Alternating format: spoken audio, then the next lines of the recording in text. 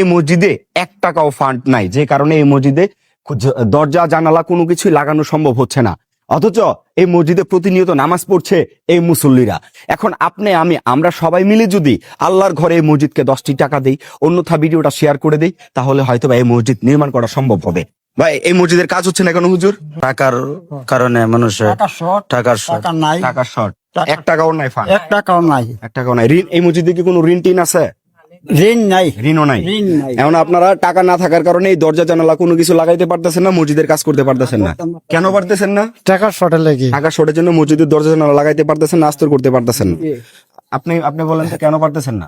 টাকার লাগে পারতাছি না। টাকার জন্য আপনাদের কষ্ট হয় এই মসজিদে নামাজ পড়তে? একটু বলেন তো। কষ্ট হয়, কষ্ট কষ্ট হয়। কিছুই নাই এই মসজিদে, কিছুই নাই। আপনারা শুনলেনই এই মসজিদে এই মুসল্লিরা ঠিক কতটা কষ্টে নামাজ পড়ছে।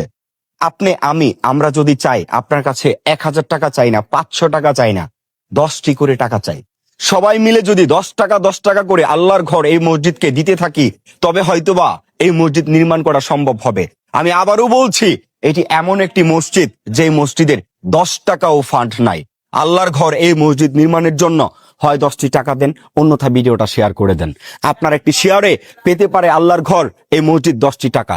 আপনার দেয়া 10টি টাকায় নির্মাণ হতে পারে আল্লাহর ঘর এই মসজিদ। আমি আবারও রিকোয়েস্ট করে বলছি, আল্লাহর ঘর এই মসজিদ নির্মাণের জন্য হয় 10টি টাকা দেন, অন্যথা ভিডিওটা শেয়ার করে দেন।